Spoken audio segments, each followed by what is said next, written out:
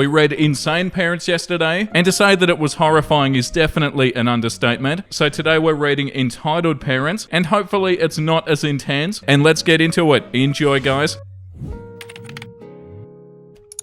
Is it normal that my mum still makes me have a bedtime at 21 years old? I'm a woman, not a man. My mum makes me go to bed between 10 and 11, and if I don't, she takes my laptop away. She already takes my phone away at nighttime. She says it's disrespectful if I'm up while she's sleeping, and she gets mad if I move in my sleep. I can't even go to the bathroom because I'll wake her up. My room's next to hers. I don't understand because I'm not loud and I just want to quietly do my work or watch my show. I don't feel like an adult and I never have. I am planning to move out soon because I can't do anything. I tried talking to her and telling her that I'm an adult now and I should be allowed to stay up if I want to, and she says it's her house, so the only option I guess is to move out. I just don't know if this is a normal thing or if most people my age get to stay up and I'm just not in a normal household. Yeah, no, that's definitely not normal, OP. And like the top comment says, it's not normal at all. Move out and don't look back. You'll be so much happier when you do move out. Like, oh my god, I don't have a mum that's telling me to go to bed and setting a bedtime for me even though I'm 21. You mean I can stay up and live my life and actually go to the bathroom? That's gonna feel so good, OP. So yeah, at least you have that to look forward to. But no, the situation you're in now is not normal and it would suck. So yeah, all the best with getting out of there. The next one is called Entitled Mother-in-Law Can't Believe That She Might Need to Pay for Her Own Housing. I just want to vent. I've been with my husband about 15 years and we were very low contact with his family for most of it because he couldn't stand them. I probably only met his mum 3 to 4 times even though we lived in the same city. Well, 2 years ago we get a call from Adult Protective Services. She was in the hospital after calling 911, and when they'd gone to get her, the apartment she shared with her daughter, who was also an entitled piece of crap, a whole other story, was in such bad condition that they didn't even want to release her back there. I'm sure they were happy to find somebody else to take her, so we almost didn't even question whether there were other options, and we agreed to take her. We moved her in. It's been a nightmare. She's very entitled and narcissistic. She doesn't have much income because she hardly ever worked, so it's pretty measly social security. She spends about half her monthly income on cigarettes. We so love smelling it all the time. She does smoke outside, luckily. When we first got her and she was pretty frail and it was winter, we let her smoke in the garage, which was a huge mistake and turned into a giant tantrum when we finally put a stop to it. Lucky for her, she gets Medicare fully paid by the state and gets some food stamps, but we don't charge her anything. She's a total slob, has probably taken 5 to 6 showers in 2 years, and we really resent having her here now. She never cleans up after herself, she makes noise constantly, and frequently acts like a child and throws tantrums. For instance, she ran out of a chocolate muffin that she likes, but she still had some cake and some other snacks. She huffed and slammed the pantry and said, "I guess I'll just have to go without," as usual. We make sure she gets all of her meds, gets food even if her food stamps run out, and drive her to all of her medical appointments. Some are 90 miles away and they take 4 hours, but yeah, she goes without. I wish we'd tried to find an alternative earlier, but we are finally trying. Today I took her to meet with a social worker about Section 8 housing. She made it off the waiting list and we're waiting to see how much she might get and whether we can find her a studio or something. The lady explained that she'd have to pay 30 to 40% of her income towards the rent. Mother-in-law started complaining about it immediately, how they were going to take all of her money. I'm just sitting here like, biatch, you live in my house for free. Why shouldn't you have to pay something towards your own basic needs such as housing? What the hell? Oh, OP, that sucks. They sound unbearable to live with. And yeah, the audacity to say that when they've been living in your house for free. Oh, that's like the epitome of entitlement. Yeah, do whatever you can to get them out of there, OP. Did they say the age of the mother-in-law? It doesn't matter. They're old enough to know better. Like, how can you be a fully grown adult and be this immature? That's so wild. And also, have we ever read about a good mother-in-law? I feel like they're bad every single time. Where are these entitled people coming from? Yeah, good luck, OP. Okay, so the next one is an update to a post I think we must have read about 6 months ago called Entitled Stepmother Wants Me to Stop Breastfeeding. I'm almost certain that we would have read this post, but I'll read the first post again super fast before we read the update, just so it all makes sense. Entitled Stepmother Wants Me to Stop Breastfeeding. So, context, I'm female 28 and I had my daughter Eda 3 months ago. My wife, female 35 Taylor. My stepmother Mary 45 and stepbrother Tom 11. Tom and I weren't close until I was pregnant. During the pregnancy, he became really interested in me and the baby and actually became quite clingy and needy on me. I felt weird, but when I tried to retreat, Mary and my dad said I was being cruel and miserable, and I had the chance to be a good sister, but I was being selfish and rejecting him. Along with the pregnancy hormones, it made me feel guilty, so I let him still come around a lot. Taylor has a chilled attitude, so I was kept calm and just said that she wants what I want, even though he has become resentful of her. I made it clear that she was my wife, and any disrespect to her would mean he had to leave. He became focused on my bump and was touching it all the time. Oh yeah, I remember this one. Mary thinks he's autistic, but no doctor has ever diagnosed him. I had Ida 3 months ago, and she's the best baby ever. She's so perfect, and I've loved seeing my wife become a mother. She's a natural at it, and it's deepened our love for each other. I've decided to breastfeed and then pump so Taylor can use the bottle to feed as well. It's been going pretty smooth, and honestly, it is something that allows us to bond with Ida. Often Taylor will lay with me while I breastfeed, and we'll spend time together with Ida sleeping on my chest. Apparently Tom was very angry when he wasn't allowed into the hospital to see me or the baby, and he kicked off when we said that only my mum and mother-in-law were allowed until over 2 weeks postpartum. When they did come over, he kept on touching Ida's face even though we'd asked him not to, as we're both in the medical profession so we don't want to expose our newborn to germs. When we had to get firm, Mary told us that we were being horrible to a child and needed to stop. Yeah, I can remember getting frustrated at this post. I had to feed, so I went to the nursery, but he'd followed me, and when I started feeding, he came in and watched me before I even realized he was there, and he stared, asking me questions about breastfeeding. That was fine, but he's been watching me feed whenever he comes over when I don't realize, and then whenever he's been near me, he started saying booby and reaching for my boobs and saying he wants to try, and it's unfair that only Ida gets it. We've tried reminding him that he's a big boy and that she's only a baby, but then last week I woke up from a post-feeding nap to find him laid on top of me with his hands and face on my chest area. When we tried telling Mary and my dad that this was getting out of hand, she said that we were discriminating against his autism. What? And that we just didn't understand that I was his special person he focused on, and I should be honored? No, definitely not. Do they know what a boundary is? I told her it had to stop as I was uncomfortable, and Mary said if I wanted him to stop, I would have to stop breastfeeding as it was cruel to tease him without. What? This is stupid, right? Yeah, my boobs did get significantly bigger during my pregnancy and have stayed that way after giving birth, so I could see how we would notice them, but it feels wrong. Edit for context, we don't live with them. I had a traumatic birth where my planned C-section turned into an emergency one, with me nearly losing all of my blood and having to have a transfusion. This has caused me a lot of emotional distress and confusion postpartum, which has made it easy for stepmom to guilt trip me. Taylor is a great wife and mother. However, she's also a doctor, so work is busy, and she's had to carry on working after the first 3 weeks post-birth. Yeah, and I'm sure I read this top comment last time, but like the top comment says, this made my skin crawl. Even if he is autistic, they need to teach him boundaries. You have every right to be weirded out by this. Yeah, definitely, and we have an update here. Entitled Stepmother wants me to stop breastfeeding. Update. Hi guys, it's been a while, but I still get comments on the OG post, so I thought I'd provide a small update. Taylor and I reinforced our boundaries to Mary and my father regarding Tom, how my only focus was on my baby and my wife, and that his obsessive behavior was starting to get inappropriate when he became fixated on my breast, and while I hoped he was okay and received any help he needed, I had to prioritize my family, so I would be going low contact. This created a crap storm from Mary and Tom. I was getting phone calls from Tom all hours of the day and night, screaming and crying down the phone, asking why I didn't love him anymore and why I'd abandoned him, why Ida was so much more important to me. Oh my god. Why if I could breastfeed Ida, why wouldn't I do the same for him if I actually loved him? With my hormones still all over the place, I let Taylor deal with most of it, and I focused on my health and Ida's health. We asked Mary why she wasn't stopping it and getting Tom help, but she spouted some BS about letting him deal with his emotions independently. As I previously mentioned, my wife is a doctor, as am I, but I'm more junior than her. I've since returned to work, so I've been sending Ida to her hospital's daycare, which means she gets to socialize with a lot of other kids. However, since going back, Tom has called my workplace multiple times, leaving messages for me which make me seem like a horrible cow who's ignoring her little brother. The latest news is that he told one of his teachers how I was his special person, which they'd already known about from during my pregnancy, when he'd grown the attachment, but that I had abandoned him and I was rejecting him ever since I gave birth to Ida. He told them that I was punishing him, and it was making him so sad that he'd been coming into school crying. This made them call me and almost berate me on how I can't abandon my brother just because I have a baby now. I explained the inappropriate behavior surrounding myself and my body, and they became more understanding of the situation. My father and Mary have been doing absolutely nothing except from taking him to some sort of non-conventional therapist who preaches about independent emotional behavior. Right, so there's no real difference. Oh, that sucks. I was hoping Mary would have done something, but no, they're still acting like Tom's behavior is totally fine. Yeah, like this comment says, instead of low contact, please go no contact. Even if it causes problems, you'll feel so much relief when you block them all over this. It's frankly extremely creepy and obsessive behavior. I'm autistic, but that's not an excuse to be a raging perv over a family member. Please cut them out, and if you move, never tell them your new address. Yeah, definitely. If they're not going to acknowledge it or do anything about it, then they shouldn't be allowed to see you or your baby. Oh, that's so frustrating. I was hoping that'd be a super positive update, but no. The next one is called Father Says That He Has a Say in Land That I Own. This may get long-winded and I apologize. I, 31 male, am the youngest of my dad's 4 children, and I'm the only child of my mother. By the time I was born, my siblings were grown, moved out, and had their own lives. My mother has a disease that she's been battling with her entire life, and honestly, it's amazing that she is still living, as doctors never gave her this long. Neither of my parents are wealthy. Heck, they don't even have a 401k, but they played their cards right and they're completely debt-free. This fortunate move has allowed them to live a comfortable lifestyle, even able to put money back for projects that my father wants to do on his land. With that said, when I was 21, they gave me 30 acres of raw land of their 80 acres as an early inheritance. When they did this, they told me that it was because in the worst case, my mother's health gets even worse and requires extensive care which they couldn't afford, and the hospital would have to, in that case, put a lien on the farm and steal my inheritance. My father said that this was very important to him, given the fact that when my sister still lived at home, he had an extremely well-paying corporate job and they got anything and everything they wanted. In contrast, when I came along, he and my mother sold almost everything they had, quit their jobs and built a house on some land with the intent of living a more simple life and off the land. In doing such, this meant that most of my childhood, my father was self-employed, and since he couldn't afford help, I was the help. So I worked for free 90% of the time for my dad, as it was the responsibility of the family as a whole. Since it was all I'd ever known, it, along with many other things, mostly religion, society, norms, etc., seemed normal, but I now know that it isn't. Not long after being given the land, I started building a house on the land. There was a lot of things that happened between then and now, but that's a whole series of stories that I will not include here, but may do so on my profile if anybody is interested. Fast forward to present day. I'm happily married with our first child, living in a house that my wife had bought before we'd gotten together, as the house I'd started on 10 years ago is still not complete. As I said, a lot of craziness in the last decade. When my wife and I had gotten married almost 2 years ago, I guess my parents assumed that we would finish that house and live on that land in order to be next door so they could enjoy their grandchild. I know it's healthy for a child to have her grandparents be a part of their life. I have some severe trust issues with them due to not only the cult-like upbringing that I had, but also the fact that they're friends with and make excuses for a convicted you-know-what at his own daughters. Holy Christ. I've tried talking sense into my parents on this matter, but it always turns into a screaming match with them saying that they raised me better than this and to forgive all who trespass. Yeah, some things I'm not gonna forgive or look over. Oh my god, I wasn't expecting that. Recently, I informed my parents that my wife and I are currently house shopping and are hoping to get a bigger house for our growing family. Well, as you can imagine, this conversation goes interestingly, as my father said, "You have almost a new house that's almost done on the land I gave you. You can finish it and live there." When I told him we decided that was not what we wanted, he backhandedly suggested that my wife was manipulating me so that she can have the house that she wants. He also said that they gave me that land with the understanding that I was going to raise my family on it, in the same way they raised me, right down to religious matters. I reminded him that the reason he and my mother said they were giving it to me was so a hospital wouldn't get it. Looking back, that seemed like such BS. He basically called me a liar, and that whatever my wife and I decided to do with the land, he should be included in the conversation as it directly impacts him. While the land is next to his, there's no way it can impact him, as he has their own water, electric services, and road frontage and access. On top of that, my parents also harass my wife daily for pictures and videos of our child, and even request that she send them pictures of the baby in certain clothes. As alluded to above, there is way more to the backstory, but needless to say, in recent years I've had the desire to move further away from that land, but this level of entitlement from my parents has just solidified it for me. So should he and my mother have a say in what my wife and I do with the land and the unfinished house? It's all fully paid for and valued at over $350,000. Edit. Wow, I'm absolutely blown away by all the words of encouragement and advice that I've been given here. Thank you so much. One point of confusion I noticed is the land ownership, so please let me clarify. Back when I was 21, my parents had hired a surveyor to section off part of their farm to give it to me as an early inheritance, and it is in my name and my name alone, and it, along with the house, is 100% paid for. Also, the house is still undone, as life has not been simple in those 10 years. 2 divorces, 3 miscarriages with my first wife, and a stint in the military. When I got with the woman that's now my wife, she wasn't keen on moving into a construction site, especially when she'd already bought a house, and I can't blame her. Again, thank you all for the input and outward perspective. I'll keep you all posted when something new happens, and since there has been some interest, I may post some things about my weird, best word I can think of. Upbringing, especially when it comes to religion. Sheesh, I'll need a few drinks for that post. Thank you all again. Cheers. Oh, they sound like a nightmare to deal with, OP. Once again, like the top comment says, it's only healthy for a child to have their grandparents in their life if they're healthy role models. Otherwise, you only teach your children to normalize and put up with toxic behavior for the sake of family, and the cycle of control and toxicity continues. If it is in your name, I don't think it really has any weight in the decisions at all. Too bad for them that they showed their red flags early and put you off from living next door. And if they have no boundaries now, they won't have any if all they have to do is walk next door. Wow, that's a really good point. I also recommend info diets. There's no need to talk through everything with them. You'll find a lot less drama if you don't share all of your plans. Yeah, they just want to control you, OP.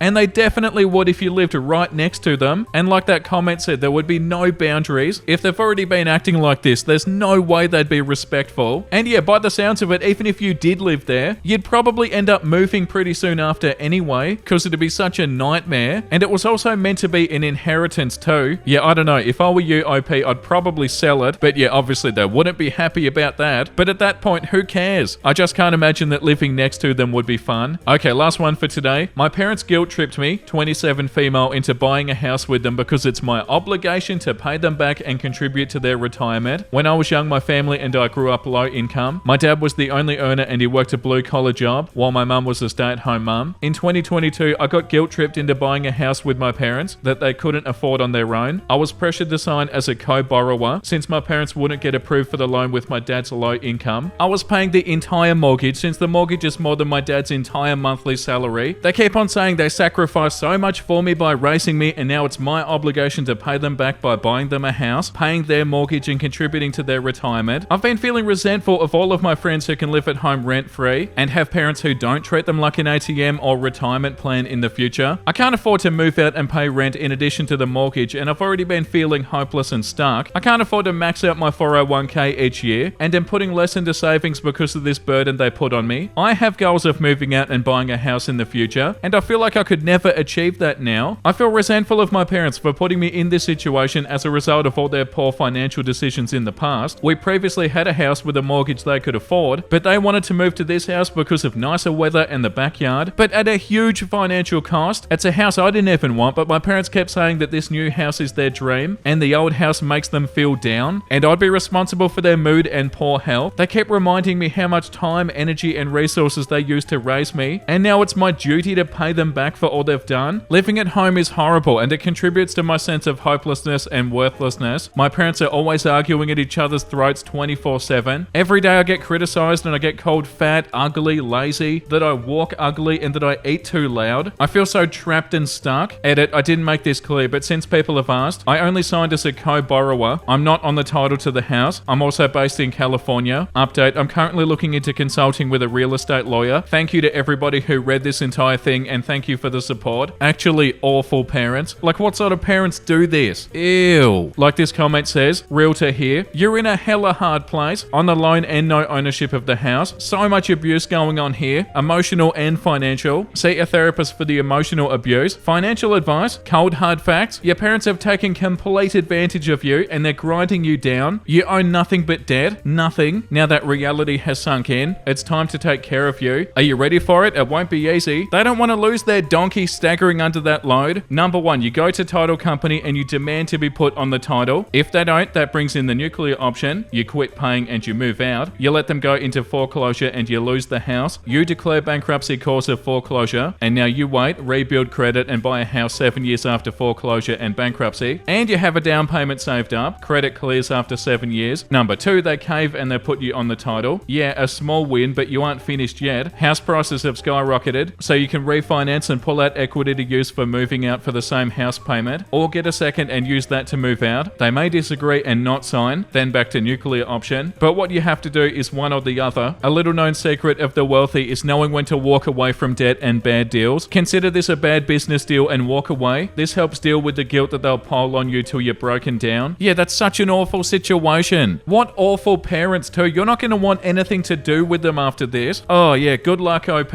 And yeah, that's enough for today. Let's read something wholesome. I shouted at my kitty today for being naughty. 5 minutes later, I find my other kitty comforting her and glaring at me. Oh, that's so cute. How dare you speak to her like this? I can't believe you've done this. It's not symmetrical. ideal or perfect, but it's beautiful because it's mine. Yeah, that's right. Yeah, it's not perfect, and that's kind of the point. Hell yeah. Taxi! Thank you, Buddy Gator. My pleasure. Oh my god, could you imagine how cute that'd be? Frogs riding on top of an alligator? That would be so badass at that Doodle Guy post. It seems far. Not if we try hard. Aw, little snail kiss. That's so beautiful and a beautiful place to end today's episode. Thank you for watching, everybody. I hope you had a wonderful time. And if you did and you want to see more episodes like this, make sure you like and subscribe. And the comment of the day today goes to Susan. Just subscribe today. I love your videos and I love that you're doing wholesome memes after your videos. If I could make a request, could you do some more stories from the Tales About Kevin subreddit? Please, those are so entertaining. Aw, thank you for becoming a subscriber. That means so much to me. And I'm so happy you enjoy the episodes. And yeah, absolutely I can do some more stories about Kevin. That's such a fun subreddit. And that was a fun episode today. I hope you guys enjoyed that. And as always, make sure you look after yourself and make sure you have a beautiful, amazing rest of your day. And you know what I'm about to say because I say it every single day. Bye!